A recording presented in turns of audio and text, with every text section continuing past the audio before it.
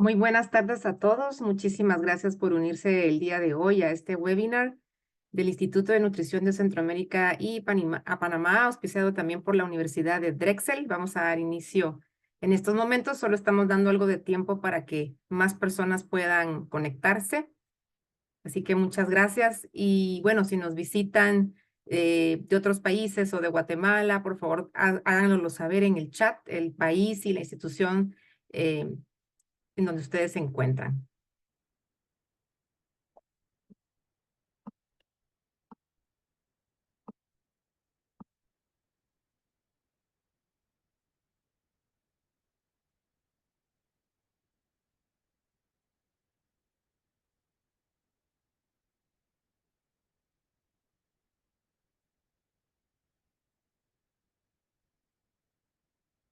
Bueno, daremos inicio y quiero darle primero la bienvenida a la doctora Lorena Rodríguez, no sin antes presentarme. Yo soy Fernanda Crocker, coordinadora del Centro de Investigación del INCAP para la Prevención de Enfermedades Crónicas. Y hoy tenemos una invitada muy especial, es la doctora Lorena Rodríguez Osiak.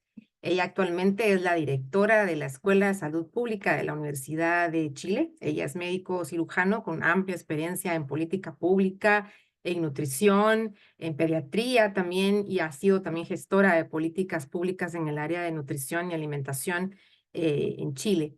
Y bueno, hoy Lorena nos va a hablar un poquito sobre los ambientes alimentarios. Hay varias investigaciones que están llevando a cabo en Chile. Y bueno, Lorena, quiero darte la bienvenida. Muchas gracias por estar aquí hoy con nosotros. Y bueno, sabemos que eres médico, eres pediatra y luego te volviste investigadora, también fuiste parte importante del equipo del Ministerio de Salud de allá de Chile. ¿Cómo te interesaste en el estudio de los ambientes alimentarios? Hola, buenas tardes a todos y todas. En primer lugar, muchas gracias por la invitación.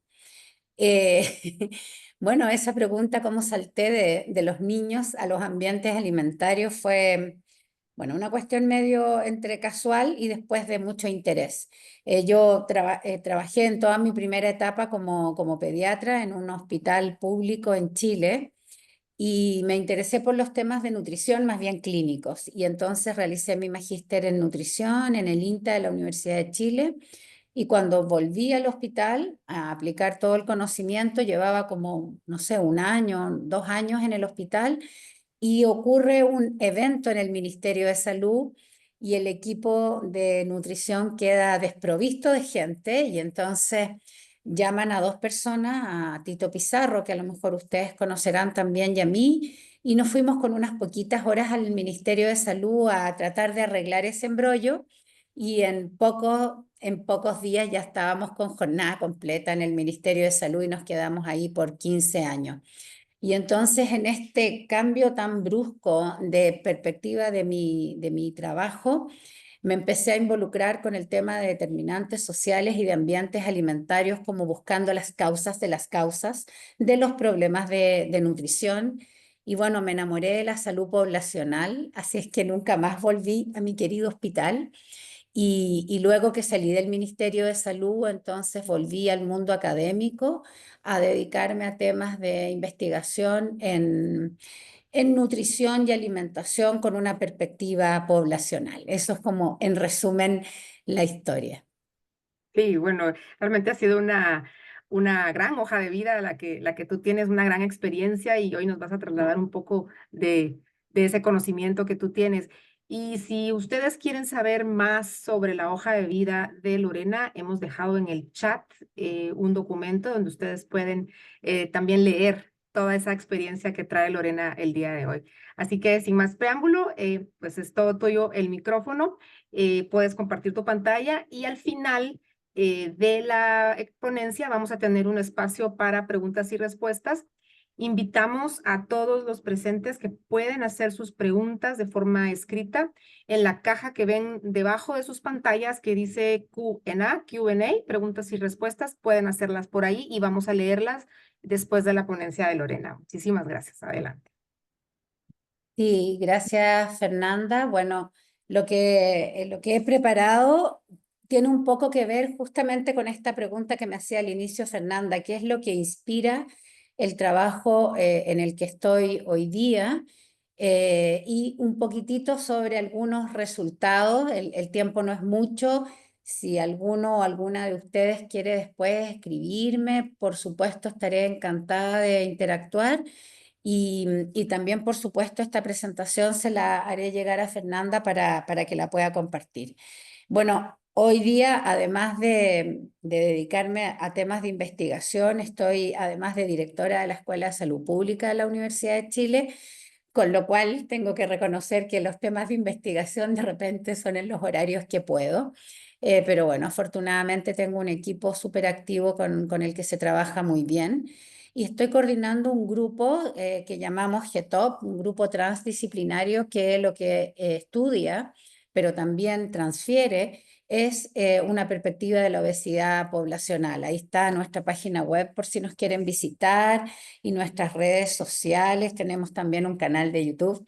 Hacemos todo entre nosotros mismos, así es que si ustedes quieren ahí mirar, por supuesto que adelante. Bueno, en primer lugar, quiero decir algo que seguramente para quienes están escuchando es más o menos obvio, pero siempre me gusta recordarlo. Los temas de alimentación, de nutrición y todos aquellos factores que inciden son temas complejos. Se interrelacionan entre sí, se potencian entre sí. Esto no es una temática fácil, y muchas veces uno escucha que esto es una cuestión de sumar y restar calorías, y la verdad es que no lo es, y eso significa que por lo tanto necesitamos una mirada con una lógica transdisciplinaria, que no es solo como yo le cuento al otro lo que hago, sino como miramos juntos un problema, nos peleamos, nos entrecruzamos nuestras ideas y finalmente emanan cosas nuevas. Eso que es fácil decir no es fácil de hacer. Nosotros hacemos un esfuerzo en este grupo transdisciplinario por estar todo el tiempo mirando críticamente y reflexionando críticamente sobre la realidad. Pero también se requiere intersectorialidad. El mundo académico, obviamente, el gobierno, la sociedad civil, son actores muy relevantes con los que tenemos que estar todo el tiempo relacionados. Y la participación social, eh, la de más alto nivel, la activa, aquella que es... que implica cambios en razón a las conclusiones que de allí emanan, es la que, a la que uno aspira. Que esto no es cómo le voy a enseñar a la población lo que tiene que hacer, sino que cómo intercambiamos saberes y producimos algo nuevo. Producir cosas nuevas, bueno, no es fácil, ¿no es cierto? Hoy día eh, cada vez tenemos caminos más enredados para llegar a buenas respuestas, porque la realidad está enredada. Y solo quiero recordar esto que nos dice, ¿no es cierto?, Boy Swinburne, y es que estas tres pandemias, la malnutrición por déficit, la malnutrición por exceso y el cambio climático, son uno de los desafíos globales más relevantes. Y lo dice porque estos tres grandes pandemias comparten conductores comunes que se mezclan y que se potencian. Y él además hace mucho énfasis en estas tres grandes estrategias para combatir este problema, estos problemas, que son la oposición de la industria, la reticencia de los estados a hacer lo que la evidencia dice que hay que hacer, regular y medidas fiscales, y a la falta de demandas sociales, de empoderamiento social para poder exigir lo que debe exigir. Y también nos inspira lo que hoy día la Comisión de Lancet está proponiendo, y que es transformar las dietas, pero también transformar la producción hacia dietas más saludables con una producción más sostenible. Y eso significa que para cambiar lo que consumimos también tiene que cambiar lo que producimos, y que debemos aumentar el consumo de frutas, vegetales, nueces, semillas, legumbres, pero que también debemos disminuir el consumo de alimentos de origen animal, especialmente carnes rojas, y también los azúcares, ¿no es cierto? Y que el cambio climático genera, amenaza la estabilidad de la producción y tenemos que tener eso muy presente. No solo basta con cambiar el consumo, tenemos que cambiar también el sistema productivo. Cuestiones que nuevamente digo son fáciles de decir y no tan fáciles de llevar adelante. Ahí están algunas de las evaluaciones que se ha hecho respecto a los límites que recomienda esta comisión de Eat Lancet en términos del consumo y cómo es que realmente consumimos. Y en Chile no nos alejamos mucho de eso. Supongo que hay otros países que también están haciendo estas mismas evaluaciones y nos muestran que definitivamente estamos bien lejos de lo que se está recomendando actualmente hoy día. Y también esta comisión lo que recomienda, fíjense ustedes, son estrategias principalmente de índole político y de gobernanza, buscar compromisos nacionales e internacionales, reorientar las prioridades productivas, tanto agrícolas como pesqueras, la gestión firme de tierras y océanos, porque tenemos que mantener la biodiversidad, cuidar los suelos, cuidar los mares y reducir al menos a la mitad la pérdida y desperdicio de alimentos. Es decir, la mayor parte de estas recomendaciones, tanto que hace el grupo de Sindemia Global como la Comisión Eat Lancet, que comparten muchos expertos allí, nos orientan a que lo que hay que hacer hoy día son decisiones políticas que nos permitan cambiar estos modelos de desarrollo en los que estamos inmersos. Y por supuesto, siempre quiero recordar los determinantes sociales de la salud, que también son los determinantes sociales de la alimentación, así como los determinantes comerciales de la salud y de lo que comemos. Si no miramos esto frecuentemente, tendemos a buscar soluciones que son muy enfocadas en los individuos y que hasta ahora han dado muy pocos resultados y no están complementadas con estas intervenciones más bien de tipo estructural. Este es una adaptación de la imagen de determinantes sociales para los determinantes sociales de la alimentación y ustedes se fijan que este tema que nos convoca hoy día, que es el ambiente alimentario con toda su gama de modelos y de opciones que hay dentro de esta definición de ambientes alimentarios, nos trae a la realidad que la alimentación está determinada socialmente y que los individuos pocas veces tienen el poder de decidir lo que comen.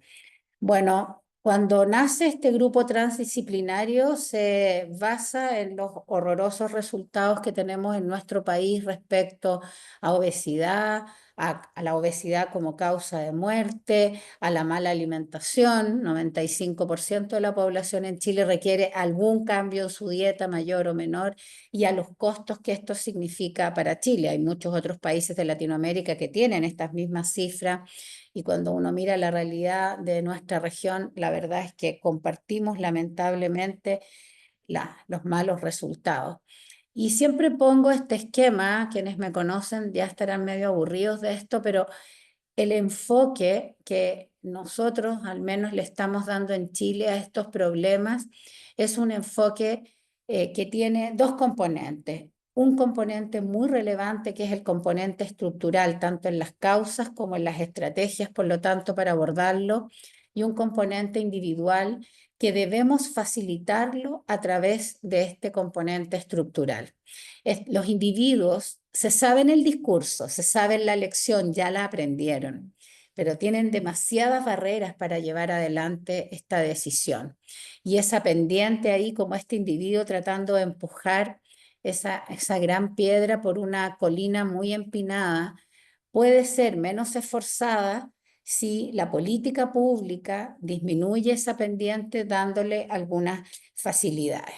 Entonces, este grupo transdisciplinario que hace investigación, docencia y extensión, lo que está tratando de mirar es cómo podemos incidir en esos elementos estructurales para disminuir la pendiente de esfuerzo que tienen que hacer estos individuos. Somos un grupo de alrededor de 35 personas que tenemos distintas disciplinas, distintas experiencias, distintas líneas de investigación y que nos juntamos a discutir para generar algunos proyectos comunes.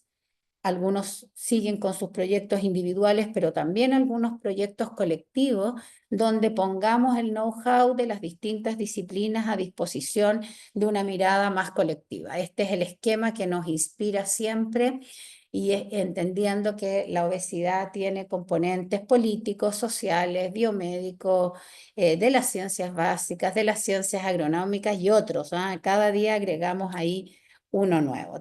Nos hemos dado una misión, una visión y también valores. Nos declaramos sin conflicto de interés, no tenemos relación con la industria, ninguno de los o las integrantes de GETOP.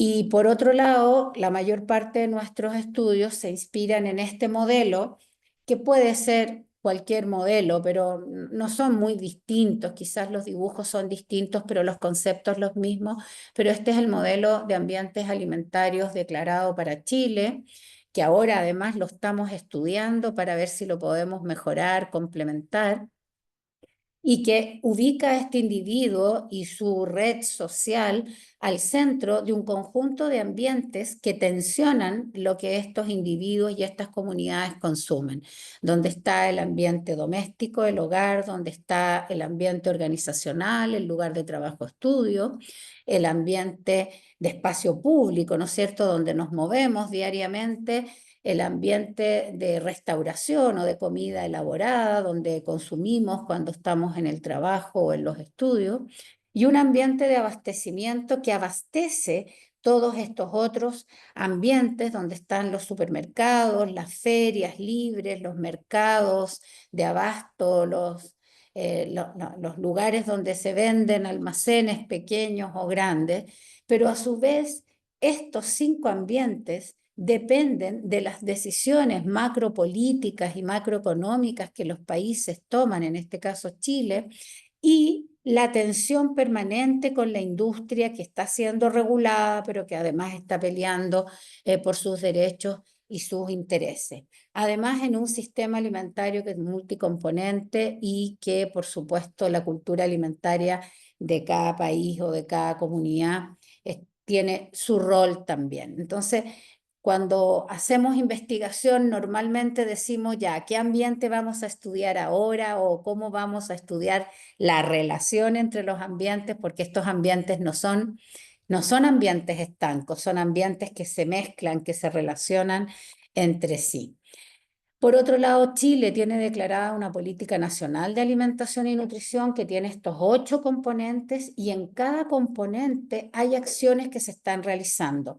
Y obviamente nuestra investigación siempre tiene muy encima de la mesa qué es lo que ya se está realizando para poder contribuir a eso o para proponer alguna innovación.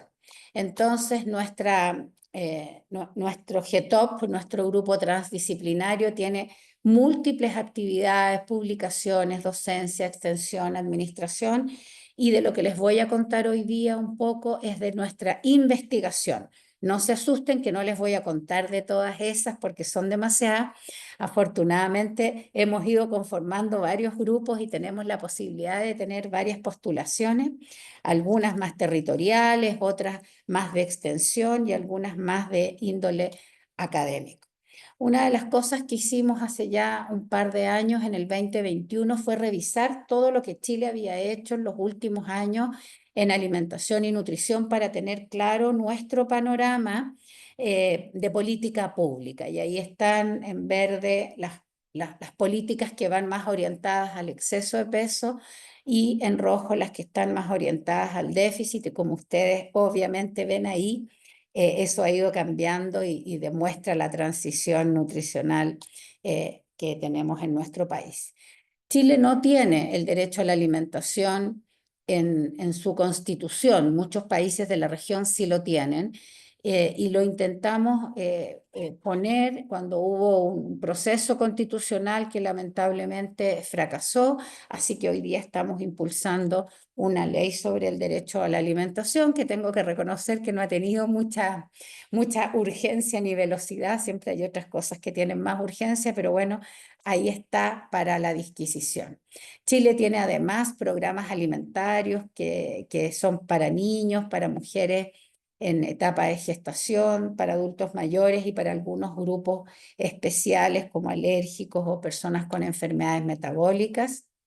Y también tiene esta ley de la que ustedes seguramente habrán escuchado hablar, que le llaman ley de etiquetado, que en realidad tiene un componente obviamente muy visible y muy sonoro, que es el etiquetado, pero que también prohíbe la publicidad dirigida a niños de este tipo de productos y prohíbe la venta y comercialización de estos alimentos o entrega gratuita en los establecimientos educacionales. Además, tiene otros elementos que son importantes también, como la prohibición de publicidad de los sucedáneos de leche materna y algunas restricciones de publicidad en cine y televisión en ciertos horarios más extendidos, y también la obligatoriedad de poner un mensaje saludable en la publicidad de los alimentos que tienen sello cuando esta no está dirigida a menores de 14 años. También tenemos impuesto a las bebidas azucaradas desde el año 2014, solamente bebidas azucaradas. Se ha intentado más de una vez que se amplíe a otros alimentos con sello. Hasta aquí no lo hemos logrado, a pesar que el gobierno actual lo tenía en su plan de gobierno, pero bueno, ustedes entenderán que siempre poner impuestos es una cuestión que genera harta resistencia. Tenemos harto trabajo territorial en Chile, hay organización municipal, y en las municipalidades, que son territorios más pequeños a lo largo de todo el país, se han estado impulsando ordenanzas municipales, que son como leyes locales, que complementan esta otra ley de etiquetado, que la amplían, por ejemplo, afuera del establecimiento escolar, etcétera. También tenemos una estrategia nacional de salud que promueve la participación ciudadana y el control social, y que tiene un conjunto de indicadores para hacer seguimiento de todas estas políticas. Por supuesto, tenemos guías alimentarias y acabamos de renovarlas hace no mucho. Están muy alineadas con la recomendación de Eat Lancet, aunque todavía tenemos brechas ahí.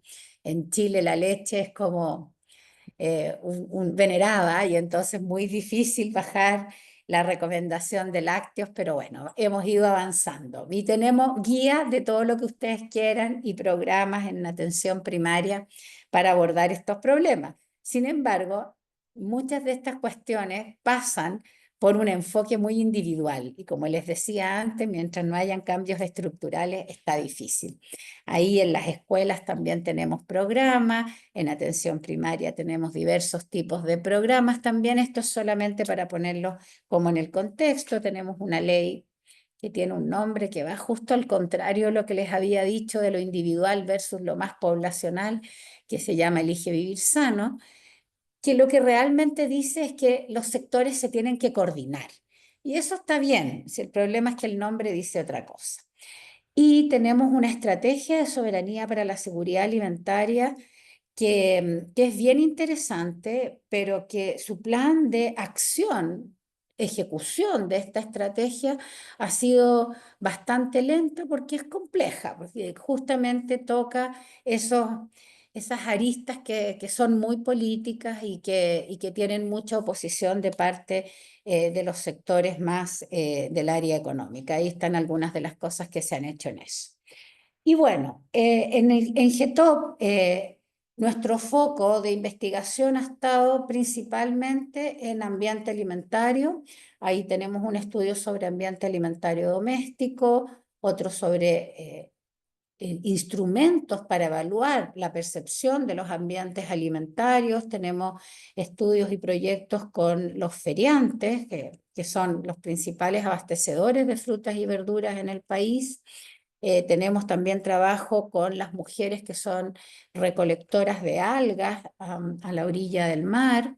Hemos tenido trabajo a propósito de las guías alimentarias. Tenemos un proyecto que está en evolución ahora, alguna perspectiva un poco más individual, como es el nuevo estándar de evaluación nutricional para gestantes adolescentes, que se les aplica el de adultos y por lo tanto se las hace ahí engordar por secretaría, y un estudio más reciente que es sobre configuración de los ambientes alimentarios, que lo que estamos mirando es cómo se relacionan entre sí los ambientes desde la perspectiva de las personas.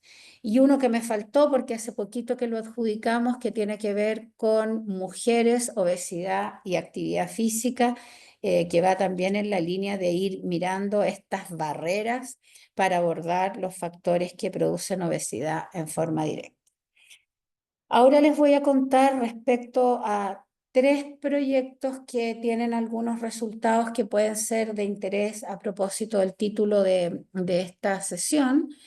Este que es sobre transmisión de las dinámicas alimentarias en el entorno doméstico, que se realizó en una comuna de bajo nivel socioeconómico en Chile, con familias que tienen niños pequeños, entre 6 meses y 5 años. Entonces, el foco de este proyecto lo pusimos en el ambiente alimentario doméstico. Y lo que nos interesó mirar en este proyecto es cómo son las prácticas alimentarias en el hogar y cómo es la transmisión. ¿Quién o quiénes son los o las responsables de la transmisión de esta cultura alimentaria del hogar? Y entonces para eso aplicamos una encuesta validada previamente en otro estudio sobre quién, qué, cómo, cuándo, dónde come, con quién, cómo se abastecen, cómo preparan, quién prepara, quién desecha, qué consumen, si lo hacen frente a pantalla o no lo hacen frente a pantalla, si lo hacen en familia o no lo hacen en familia. Esta en realidad es una encuesta que es más bien un estudio cualitativo en que tenemos esto en nuestra cabeza, pero fueron sesiones etnográficas en que nos fuimos a estar con estas personas en sus hogares y les pedimos que construyeran una bitácora en base a fotos de lo que estaba ocurriendo durante el día, en días normales, en días festivos, y en base a eso hicimos el análisis de esta encuesta, digamos, no es una encuesta cualitativa, sino que es cómo respondemos estas preguntas a través de la etnografía.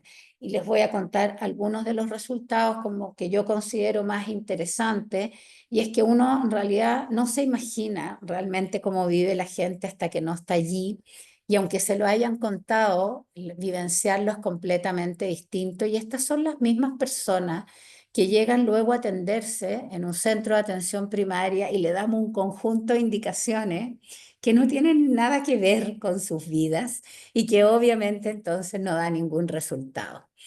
Una coincidencia unánime es que el tiempo es algo que no se posee, es algo que falta, que se arranca, que vuela. Estas son frases textuales de las personas que entrevistamos.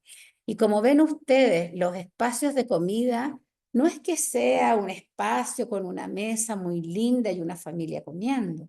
Son sillas que normalmente están apiladas y que se ponen como pequeñas mesas para poder eventualmente compartir un plato de comida con distintas personas del hogar. Y los espacios de desecho, los espacios de preparación, los espacios de higiene son lugares pequeños que además tienen multifuncionalidad y que no permiten hacer todo lo que uno quisiera, ¿no es cierto?, respecto a una alimentación con todos los componentes saludables que conocemos. Por otro lado, en términos de contenido, de qué es lo que se come y cómo se eligen estas comidas, la compra de productos que predomina es aquellos rápidos, cómodos y limpios. Es decir, que no nos dejan mucho desecho, porque como ustedes verán, no hay mucho espacio para el desecho. Y porque además el tiempo no permite, a menos que uno sea muy planificado, preparar alimentos que requieren picar, que requieren cocinar, que a lo mejor requieren haber dejado en remojo el día anterior. Y eso hace que la principal fuente de alimentos para estas familias sean los productos procesados, ultraprocesados y los que son listos para servir. Esto ofrece una ventaja muy evidente para la mujer, que además es madre, que muchas veces también es trabajadora fuera del hogar, porque facilitan todas las obligaciones domésticas aledañas a la cocina, el cuidado de niños, a veces el cuidado de enfermos, de adultos mayores, la limpieza, etcétera. Eso hace que haya una homogenización de las preparaciones. Esa exquisita cultura alimentaria que tenían nuestras abuelas ya no se observa, porque claro, la mujer ha salido a trabajar fuera del hogar y es una mujer multitask, ¿no es cierto? Em, lo otro que detectamos es que hay bastante desestructura en la alimentación y que hay mucha ingesta inconsciente, esa que se hace al pasar y que uno cuando reporta no la reporta. Existe una estructura establecida por un desayuno, un almuerzo y en el caso de Chile una merienda y comida que es como a media tardecita antes de que anochezca y que acá en Chile le llaman once comida, pero existen una desestructuración secundaria en base a colaciones, que a veces se producen, a veces no, colaciones que son en general poco saludables, y otro tipo de ingesta que nosotros llamamos accesoria o picoteo, esa que es al pasar y que no está registrada en el cerebro de ninguna manera. Por otro lado, en términos de transmisiones, niños y niñas aprenden de las mujeres. Todo lo relativo al espacio doméstico lo transmiten las mujeres, mujeres mayores o mujeres jóvenes. Y la mujer con más edad se lo va transmitiendo a la de menos edad. Y en esa transmisión perpetuamos algunos, digamos, malos hábitos, por llamarlo de alguna manera, ¿no? Sin querer juzgar. Entonces, el principal sujeto o la principal sujeta en el hogar, la encargada de todo el ciclo alimentario del hogar, desde la decisión de lo que se come, lo que se compra, la preparación, el servicio, la higiene, son las mujeres. Y nosotros le llamamos a esta mujer un concepto que había sido acuñado mucho tiempo atrás en Francia, que es el de portera alimentaria. Las mujeres dicen, bueno, sí, él trabaja mucho y sí, él trabaja mucho, yo no. Por ende, yo estoy todo el tiempo con los niños, tengo mucho tiempo, pero la que cocina y la que hace toda la tarea soy yo. Y tengo mucho tiempo es porque me siento culpable de que no trabajo tanto como él. Y esto se repitió sistemáticamente y entonces a esta mujer portera alimentaria, que muchas veces además tiene problemas de obesidad, porque su principal ingesta es esta ingesta accesoria, el picoteo. Incluso muchas veces se come la sobra de los que comieron en la mesa. Porque como ella, entre que prepara, sirve, retira, no tiene tiempo para sentarse en esa mesa. O se sienta un minuto y luego se tiene que parar. Y entonces muchas veces come lo que la familia dejó en el plato. Y nunca tuvo su propio plato ordenado y tranquilo para comer. Esta es una realidad que nosotros sospechábamos ya de algunos estudios anteriores, pero que saltó con mucha fuerza en todos estos casos que vimos en este estudio. Y entonces las recomendaciones que produjimos a partir de estos resultados son recomendaciones que van dirigidas principalmente a los equipos de salud y también a los gestores de política pública. Necesitamos adaptar todas esas guías que yo les mostré, son guías perfectas. Hay que adaptarlas a la situación de las personas que tenemos allá al frente. Y eso es importante, porque si la guía hace cuenta como que todos somos familias perfectas y muy ordenadas, la verdad es que a la gente, como digo, le entra por una oreja la indicación y le sale por la otra. No porque no entienda, sino porque no puede. Entonces, al visibilizar toda esta estructura y desestructura, nos permite trabajar con la realidad de las personas con las que estamos atendiendo. Por lo tanto, nosotros volvimos a decir mejorar entornos, porque en la medida que mejora el entorno, esa mujer tiene más posibilidades de hacer mejor las cosas y esa familia tiene más posibilidades, políticas de conciliación entre el trabajo y los roles del hogar, garantizar el derecho a la alimentación, que significa que si no tengo dinero y tengo que comprar alimentos de mala calidad, no me pueden estar indicando que compre alimentos de mejor calidad, tendrá que haber impuestos y subsidios, bueno, lo mismo que la evidencia ha mostrado. Y fortalecer el trabajo de atención primaria, pero en las comunidades, para poder adaptar entonces estas recomendaciones, que son siempre con muy buena voluntad, a la realidad nacional. Bueno, ese fue uno de los estudios que terminamos el año, hace como 2 años terminamos ese estudio. Y luego de eso entonces nos trasladamos a los ambientes más comunitarios. Y para eso buscamos algún instrumento que nos permitiera conocer más sobre el ambiente que rodea a las personas y recurrimos a estos instrumentos NEMS, ¿no es cierto?, que están validados en muchas partes del mundo y nos interesamos por el NEMS-P, que es el de percepción del ambiente alimentario. Nos interesamos en ese porque tiene bastante correlación la realidad con la percepción de las personas y porque no requería ir al territorio uno por uno a mirar cada espacio o cada ambiente, sino que a través de encuestas a las personas, de la aplicación de este NEMS, entonces íbamos a poder conocer sus ambientes alimentarios.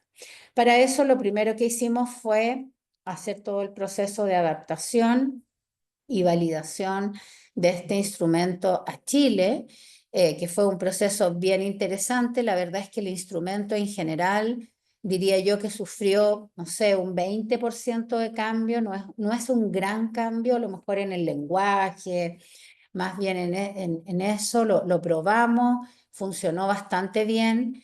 En nuestra primera prueba fue igual con muchas preguntas, entonces después decíamos esto es inaplicable en la vida diaria, pero bueno, con fines de investigación sí, así que ustedes van a ver que después hicimos como un NEMS-P Chile mini y elegimos las preguntas que más marcaban las diferencias para que pueda ser aplicado en atención primaria. Y bueno, los hallazgos que hicimos todo un cálculo de análisis factorial exploratorio que yo sería bien incapaz de explicárselos en detalle, pero les digo que en algún momento lo entendimos muy bien, los bioestadísticos ahí pusieron toda su energía en buscar un valor que nos permitiera, no un solo valor, sino que valores que nos permitieran clasificar los ambientes en más obesogénicos o menos obesogénicos. No es que tengamos un punto de corte, sino que hacia la derecha es menos obesogenicidad y hacia la izquierda es más obesogenicidad. Y de esa manera pudimos mirar los distintos ambientes comparando dos comunas. Esto ya fue después del piloto de validación, lo aplicamos en dos comunas, una de muy bajo nivel socioeconómico y otra de medio alto, no es el más alto. Y se muestran diferencias y las diferencias en promedio están en la gráfica, no sé si ustedes la ven muy bien, pero la de nivel socioeconómico alto tiene un desplaza, que es la azulita, está desplazada más hacia la derecha, quiere decir que es menos obesogénico. Cuando uno mira ambiente por ambiente, el ambiente doméstico, la gente lo percibe como el más saludable de todos. O sea, ahí hay una intención de que sea saludable al menos. Y los ambientes peor evaluados son el ambiente vía pública y el ambiente de abastecimiento. Esos son los que hacen que la gráfica vaya más hacia la derecha o hacia la izquierda. De hecho, el ambiente más obesogénico fue el ambiente vía pública. En Chile tenemos en las calles que venden alimentos que además no tienen ninguna autorización y son poco inocuos probablemente y son muy poco saludables y la gente los compra al pasar cuando va de su casa al trabajo, de la escuela a la casa, etcétera. Entonces, los ambientes son percibidos como obesogénicos por la mayoría de los participantes, el menos obesogénico el del hogar y el más obesogénico el de vía pública, y esto es peor en la comuna de más bajo nivel socioeconómico. Eso es lo que pasa en Chile. Entonces, a propósito de estos resultados, Disculpen que está en inglés esta diapositiva, es porque la publicación fue enviada así. Hicimos un trabajo con los equipos de salud y los equipos gestores territoriales de políticas locales para decidir cómo se enfrenta esto. Y hay un conjunto de recomendaciones que los dividimos por el tipo de ambiente y si la recomendación es más bien de tipo individual o de tipo estructural. No se las voy a leer todas. Esto emana de los focus group que hicimos con esta población. Y la verdad, también lo hicimos con comunidades, ¿ah? Lo hicimos en diferentes tiempos, primero con los equipos más técnicos y luego con las comunidades, pero hay bastante coincidencia en la necesidad de regular estos ambientes más obesogénicos, regular el ambiente de abastecimiento y regular el ambiente vía pública, cuestión que no es nada fácil, pero casi todas las medidas iban en esa dirección. Yo igual se las voy a dejar acá. Evaluamos, por ejemplo, si el etiquetado servía o no, y al igual que lo que han demostrado la mayor parte de los estudios, alrededor de un 50% de la gente usa el etiquetado, hay un 50% que no la usa. Por supuesto que nadie espera que lo use el 100%, pero 50% nos pareció un valor bien interesante, porque antes que existiera este sello negro, nadie miraba el etiquetado y si alguien lo miraba no lo entendía. Entonces, que esto haya subido un 50%, prefiero ver el vaso medio lleno y es una buena respuesta. Y por último, les quiero contar este estudio, espero no estarlos agotando. Eh, yo estoy medio cansada ya, pero es el último, les prometo, que lo que quiere es poner una lupa sobre estos ambientes alimentarios. Esto que encontramos en el estudio anterior, lo repetimos ahora con un NEMS más chiquitito, el NEMS Mini. Lo aplicamos nuevamente a comunas de distinto nivel socioeconómico, pero además estamos haciendo focus group con esas personas y etnografías con esas familias para poder comprender cómo se relacionan y cómo un ambiente incide en el otro ambiente. Además, queremos aprovechar de revisar nuestro modelo de ambiente alimentario para Chile porque creemos que hay algunos elementos poco visibilizados, como sería la irrupción del ambiente alimentario digital en todos los otros ambientes y que a lo mejor requiere, por lo tanto, su propio circulito. Y también visibilizar otros elementos de los ambientes alimentarios que están poco visibilizados, como el marketing, que uno podría decir entra en el ambiente de abastecimiento o en el ambiente escolar cuando hay marketing allí o organizacional en general, pero la verdad es que está poco visibilizado y en Chile, después que se implementó la prohibición de publicidad dirigida a niños, lo que ha ocurrido es que la publicidad dirigida a adolescentes está por todos los rincones, es decir, así irrumpió fuertemente y creció, se viró toda la publicidad dirigida a menor de 14, viró a jóvenes. Y eso evidentemente también incide en la decisión de niños y niñas y por lo tanto hoy día hay ahí una propuesta de mejorar esos aspectos legales. Entonces, lo que queremos, así ambiciosamente, es contribuir a explicar la configuración de las prácticas y la interacción de los actores entre los ambientes alimentarios. Para eso hemos revisado literatura, mucho sobre todo los modelos que hay de ambiente alimentario, muy interesante, que hay elementos que se pueden complementar y que se pueden mejorar.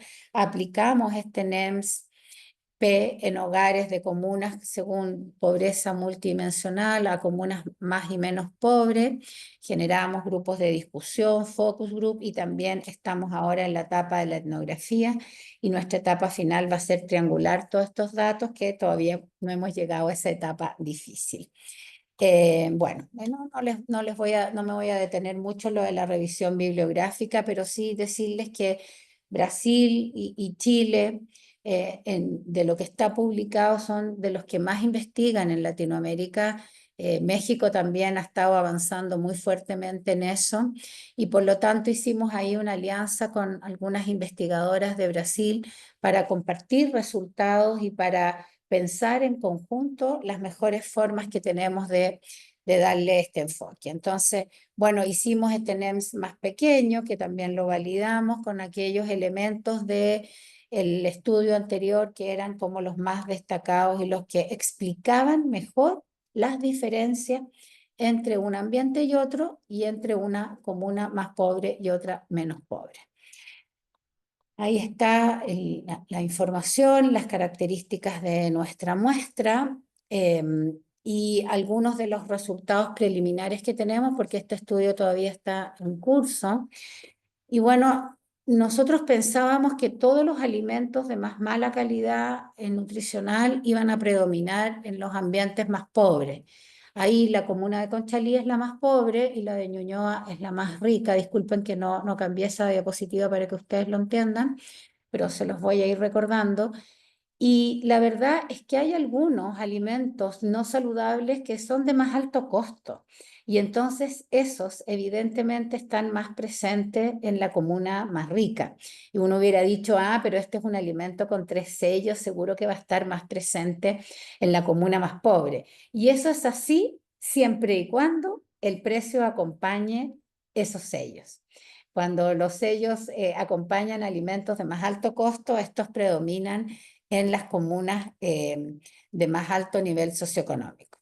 En términos de cómo come la gente, la comensalidad, podríamos decir que las familias de nivel socioeconómico más alto tienden a estar más juntos en las horas de consumo más nocturno, es decir, cuando se vuelve del trabajo al hogar.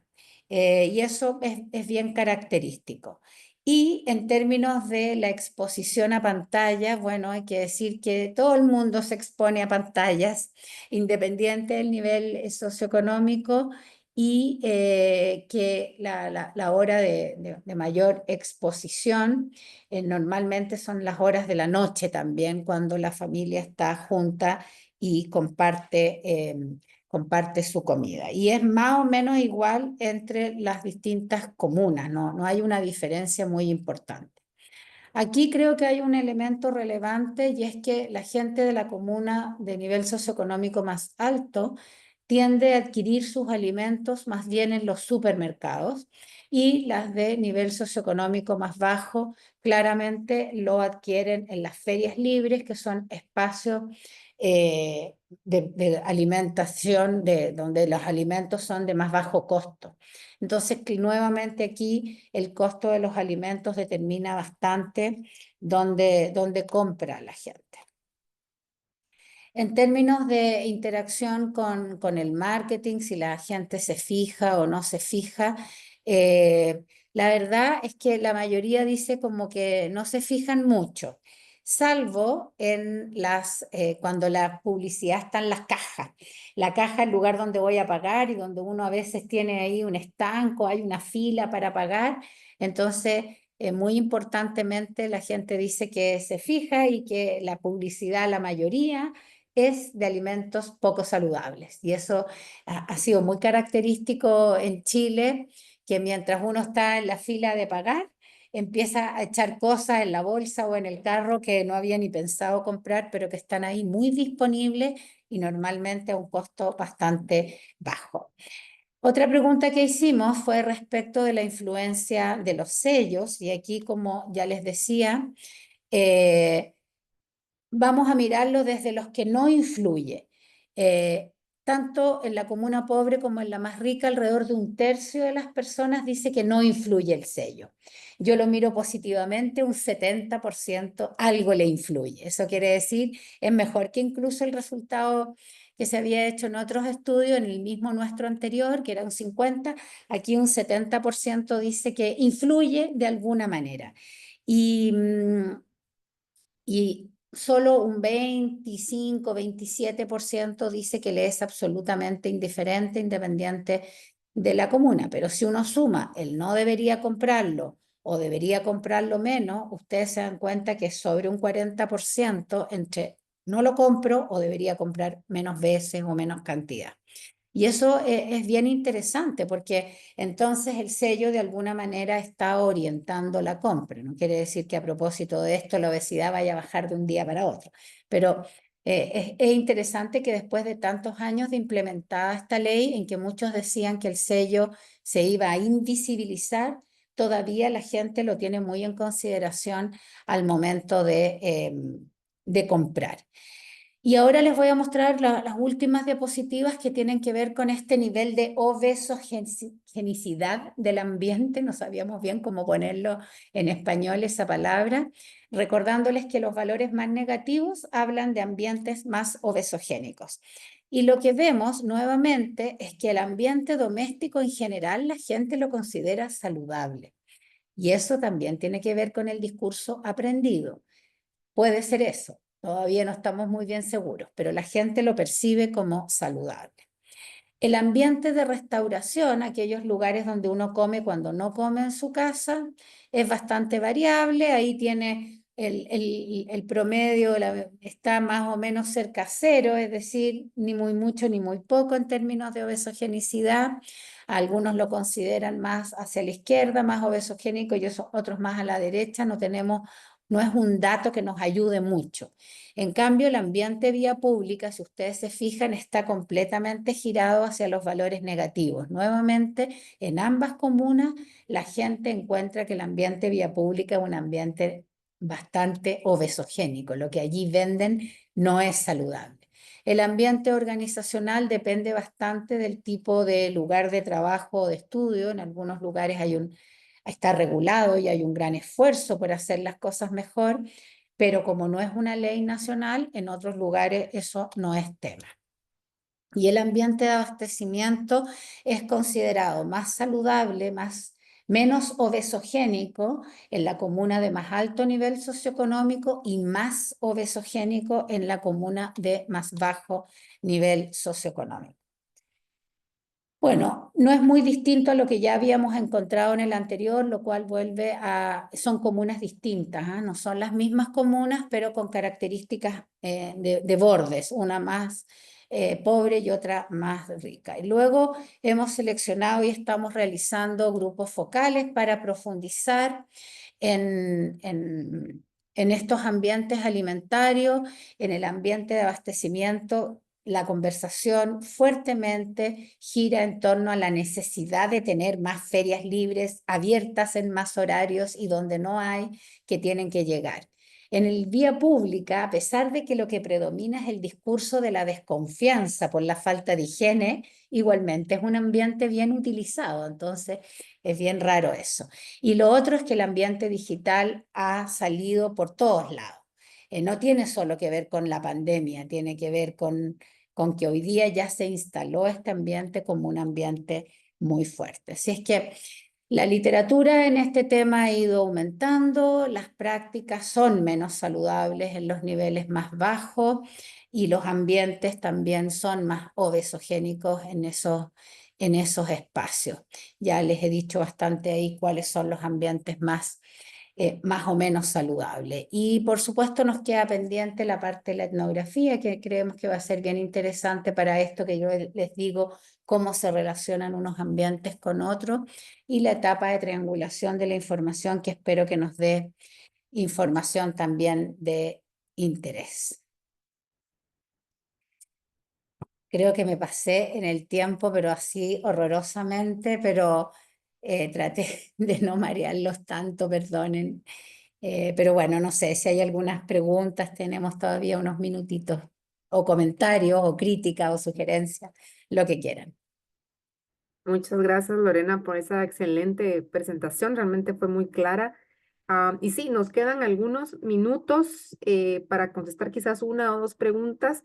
Y tenemos una pregunta por parte de Melissa Jensen de Costa Rica. Nos dice muchas gracias por la excelente presentación con respecto al hallazgo del primer estudio sobre las mujeres como porteras alimentarias. ¿Pudieron explorar diferencias en cuanto a la edad de las personas participantes? Tengo curiosidad si esta percepción también está presente en las nuevas generaciones o familias más jóvenes.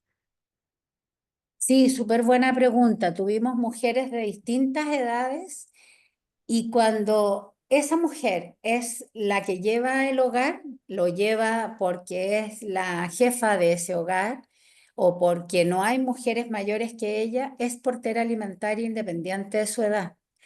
Y de hecho, uno podría decir que la portera alimentaria es una de las transmisiones, porque se empiezan a generar porteritas, por decirlo así, porque esa mujer mamá se lo transmite a su hija mayor y esa hija a su hermana, si es que hay hermanas menores. Entonces, independiente de quién tiene la edad, ese rol lo cumple la mujer que es la mayor en ese hogar. Y si además es la jefa de hogar, sin ninguna duda es ella quien lleva esa batuta. Uno podría pensar que hay algún mayor grado de distribución de tareas en las familias más jóvenes. Y sí, algo de eso encontramos en las familias más jóvenes, pero igualmente lo que tiene que ver con el proceso culinario lo lleva la mujer. Encontramos un solo caso en que el hombre era chef de actividad, era un chef, y llevaba un poco más las tareas, pero más bien la de cocina, pero el servir, el limpiar, el residuo, el comprar, igualmente lo hacía la mujer. Muchísimas gracias, Lorena. También nos están preguntando si podemos compartir los enlaces de los artículos científicos de las investigaciones realizadas. Tengo entendido que algunos están disponibles, pero aún otros están llevándose a cabo actualmente, ¿verdad, Lorena? Sí, les puedo compartir lo que tenemos publicado. Ese que les dije de las recomendaciones es una super noticia porque ese acaba de ser aceptado, así que todavía no está publicado, pero hay varios que están publicados y les puedo compartir los links ahí. Fernanda, tú me tienes que torturar para que te mande toda la información. Ok, perfecto. Em, sí, y realmente, Lorena, yo quisiera hacer un comentario que me llamó mucho la atención en los 2 minutos que nos quedan, y es que cuando tú mostraste la influencia del marketing en las personas, cómo percibían las personas el marketing, y señalaste que cuando es alimentación saludable, la gente no se fija mucho, pero cuando es el marketing hacia de un producto no saludable, ahí la gente sí se fijaba, es decir, sí influía en su decisión. Lo que me lleva a pensar es que la publicidad de la comida no saludable es mucho más persuasiva, ¿no? Es mucho más, utiliza pues técnicas mucho más avanzadas para que nos llamen la atención y nos produzca pues ese deseo, ¿no? De comprar ciertas marcas. O también tiene que ver quizás la lealtad hacia algunas marcas que tenemos desde que nacimos, ¿no? Y no sé si tienes alguna comentario acerca de eso. Sí, súper interesante lo que dices. La gente tiene absolutamente invisibilizada la publicidad de lo saludable, no la ve. Hay poca, hay que decir, pero no la ve. Pero fíjense ustedes que yo muchas veces que hago presentaciones, la gente me dice, ¿y por qué está regulado lo negativo y no está regulado lo positivo? ¿Por qué hay un sello para lo negativo y no hay un sello para lo positivo? Y yo les digo, los mensajes positivos existen hace 30 años y ustedes no los ven.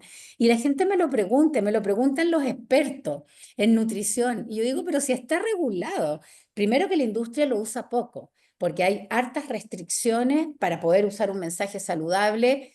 Tiene que realmente haber evidencia detrás y el alimento tiene que ser un alimento saludable que tenga un nutriente agregado o no sé qué que sea saludable. Entonces, claro, la industria no tiene mucho incentivo a usarlo porque les significa un esfuerzo productivo también. Pero cuando lo usan, la gente igual tampoco lo ve. Entonces, ahí tenemos un switch que hacer en nuestro cerebro que no sé mucho cómo, pero lo negativo resalta más. Por eso que el sello con el disco Pare Negro resalta y es una forma de advertirle a la gente, ya que no ve lo otro, que al menos vea lo negativo, porque por defecto lo que no tiene eso es un poco mejor. Digo un poco mejor porque ahí tenemos un problema en Chile con los ultraprocesados sin sello, que son aquellos Mm. que han reemplazado los azúcares por edulcorantes o que han reemplazado las grasas por almidones, etcétera. Y entonces No estoy muy segura que todo lo que no tenga sello sea tan saludable, pero por lo menos lo Mm, que tiene sello es requete malo y eso la gente ya lo reconoce. interesante, Lorena. Pues bueno, muchísimas gracias por este tiempo, por todo lo que nos has compartido el día de hoy. Quiero comentarles a la audiencia que esta ponencia ha sido grabada y va a estar disponible próximamente en el canal de YouTube del INCAP, es @incapense. Así que si ustedes lo quieren volver a ver o lo quieren compartir, pueden visitar nuestras redes sociales, YouTube, el canal de YouTube, y próximamente va a estar colgado allí. Y también los invitamos a participar en nuestros webinars, que son es el primer jueves de cada mes y cada mes tenemos expertos de alto nivel como Lorena el día de hoy. Así que muchas gracias nuevamente y gracias a todos por conectarse el día de hoy. Muchas gracias a todos y todas y por todos los saludos que estoy recibiendo ahí. Mucho cariño de ver nombres tan conocidos. Así es que encantada de haber participado y disculpen si me extendí. No, no me di cuenta, estaba entretenida yo. Interesante, Lorena. Muchísimas gracias a todos. Chao. Chao, chao.